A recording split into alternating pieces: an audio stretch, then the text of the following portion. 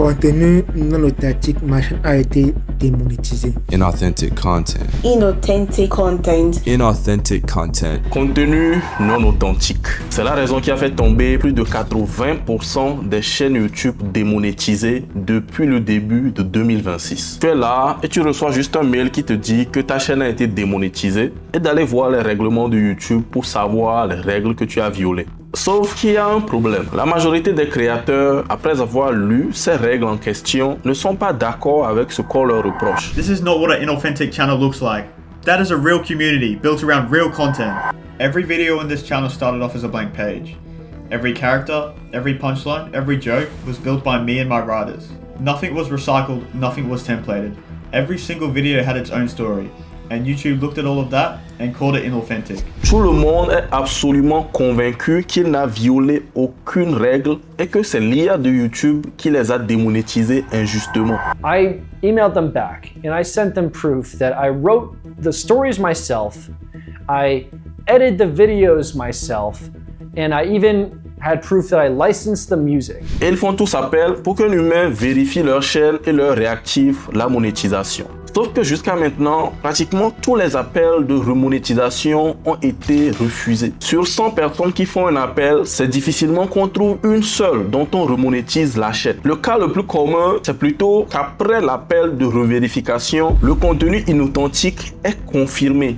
Arrivé là-bas, c'est la fin du game. Plus aucun espoir possible. C'est quoi ce contenu inauthentique que personne n'a l'air de comprendre vraiment? Qu'est-ce qui prouve exactement qu'un contenu est inauthentique? Étant créateur de contenu moi-même, il fallait que je sache. Donc, j'ai passé des jours à faire des recherches pour trouver des réponses à ces questions. Et les réponses, je les ai trouvées. C'est dans des interviews du directeur de monétisation de YouTube lui-même, Thomas Kim, et du responsable des relations entre créateurs de contenu et YouTube, René Ritchie, que j'ai trouvé les réponses à ces questions. Dans cette vidéo, je vais te présenter ce que j'ai trouvé sur les contenus inauthentiques. Comment est-ce que l'IA de YouTube les détecte sur une chaîne et comment tu peux l'éviter. On y va. René Ritchie, le responsable des relations entre créateurs de contenu et YouTube, commence avec ceci. Inauthentic content doesn't apply specifically to AI. People have been doing it for years, long before AI tools became prevalent. As a creator, the way I think about it is, can I tell where this video was made? Whether they're AI or not, like I know a Wendover video, and like the minute I see it, I know this is a Wendover video. I know this is a CGP Grey video.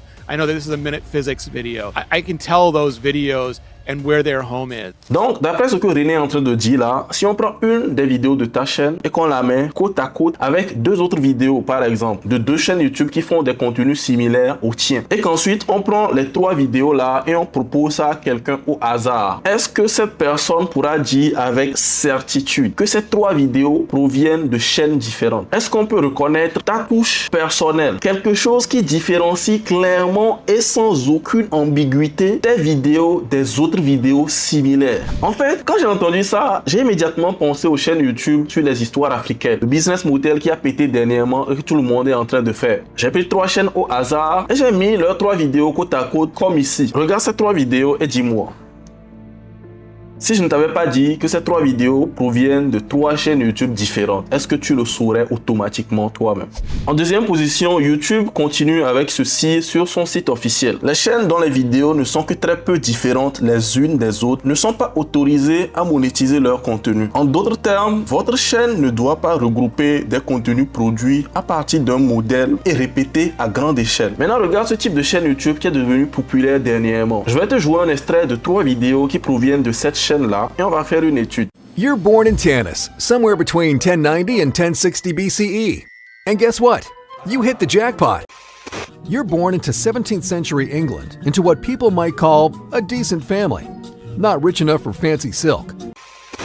You're born somewhere between 1092 and 1210 CE in a Kohistan castle in Persia, modern-day Iran. Maintenant, dis-moi, est-ce que tu arrives à reconnaître un modèle sur cette chaîne? Regarde les miniatures, regarde le titre et regarde la façon dont chaque vidéo commence. Le message qu'une chaîne pareille envoie à l'IA de YouTube, c'est que je possède un modèle sur lequel je fais mes vidéos YouTube. Toutes mes miniatures sont faites selon un modèle prédéfini. Tous mes titres sont écrits selon un modèle prédéfini. Je commence toujours mes vidéos selon une façon prédéfinie et mes scripts sont écrits selon une structure similaire. C'est la combinaison mortelle dont YouTube parle noir sur blanc sur son site officiel. Le pire, c'est qu'il existe maintenant des applications, des outils en ligne qui te permettent de générer ce type de vidéo de A à Z. C'est l'exemple de ce logiciel-là qui s'appelle TubeGen AI. Depuis la sélection de l'idée de vidéo jusqu'au montage de la dernière seconde est géré par ce logiciel-là. C'est tout ce que YouTube déteste, ça. En plus de ça, YouTube ajoute sur le site, les contenus non authentiques sont des contenus facilement reproductibles à grande échelle. Donc, même si tu n'utilises pas un modèle ou un template forcément pour faire des vidéos de ta chaîne, si c'est un concurrent qui prend la façon dont tu fais tes vidéos sur ta chaîne et est capable de dupliquer ça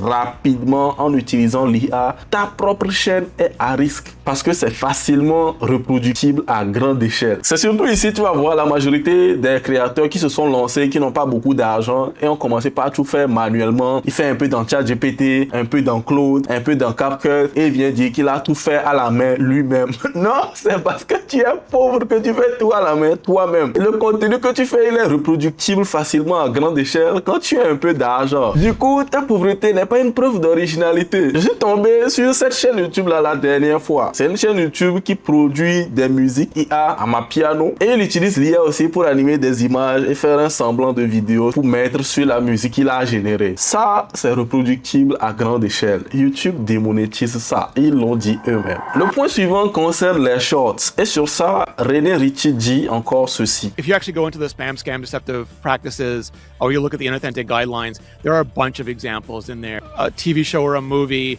and just editing it doesn't make it original. Ça, c'est l'exemple typique des shorts où les gens compilent les meilleurs moments d'un film, d'une série ou d'un dessin animé, comme dans les exemples que je te montre ici. Loki is beyond reason, but he is of Asgard. I've reconsidered. You can't work where I work. Shala, I don't understand. I thought you said you were fine with it. But that was before Howard explained it. So can you tell me the rest of your plan now?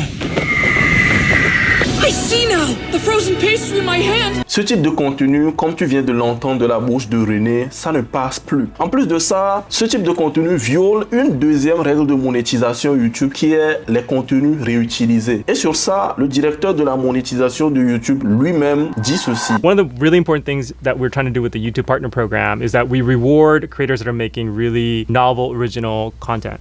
And so reused content is when there's a video that features footage maybe from a TV clip or it's another creator's videos and it's uploaded without a lot of modification to it, right? And so what we're really trying to prevent there is a scenario where someone is profiting off of content that was generated by somebody else without actually adding a lot of value. Avec ça, je pense qu'on est clair sur ce type de short. Un autre type de short aussi a fait ravage dernièrement. Ce sont des shorts où quelqu'un prend une histoire de TikTok, de Reddit ou de n'importe quel forum, il met des jeux vidéo derrière. Donc soit Subway Surfers ou des voitures qui sont en train de rouler derrière et devant la personne raconte l'histoire en mettant du texte. YouTube dit ceci en ce qui concerne ce type de vidéo là. Vous n'êtes pas autorisé à monétiser des contenus dans lesquels vous ne faites que lire des documents que vous n'avez pas initialement créés, comme du texte d'un site web ou d'un flux d'actualité. Donc, tout ce qui est histoire que tu peux aller trouver sur je ne sais quel autre réseau social et tu viens maintenant faire un petit montage en espérant faire de l'argent avec parce qu'un influenceur t'a dit que tu peux faire de l'argent avec ça sur YouTube. Ce type de contenu n'est plus monétisé en 2026. Ok, là, avec tout ça, je pense qu'on a compris ce que c'est que le contenu inauthentique. Seulement, les choses ne s'arrêtent pas là. Il y a une question à laquelle on n'a pas encore apporté de réponse. Comment savoir concrètement si ta chaîne YouTube est à risque d'être démonétisée? S'il y a une chose qui est sûre, c'est que l'IA de YouTube n'étudie pas en profondeur toutes les vidéos de toutes les chaînes YouTube. Ça coûterait trop cher. Donc, comment est-ce qu'il fait exactement pour détecter les chaînes qui violent les règles de monétisation, principalement le contenu inauthentique? C'est là que ça devient intéressant. Pour ce genre de tâches, les développeurs développeurs codent généralement les IA pour détecter des patterns, des schémas répétitifs qui sont communs aux chaînes qui violent les règles de contenu inauthentique. C'est sur ces paramètres-là que l'IA se base pour rechercher, identifier et démonétiser les chaînes qui cochent les cases des schémas répétitifs en question. Donc si on arrive à identifier et isoler ces paramètres-là, on devient capable de prédire le type de chaîne que l'IA va démonétiser. Et moi, j'ai fait cet exercice. J'ai créé une liste qui rassemble tous les paramètres qui sont communs aux chaînes YouTube démonétisées pour contenu inauthentique que j'ai étudié jusqu'à maintenant. Avec cette liste, tu es capable de savoir par toi-même s'il y a des vidéos sur ta chaîne qui mettent ta chaîne à risque et s'il y a possibilité que tu te fasses démonétiser pour cette raison. Cette liste, je vais te la mettre gratuitement dans la description de cette vidéo si ça t'intéresse. Tu peux la télécharger maintenant.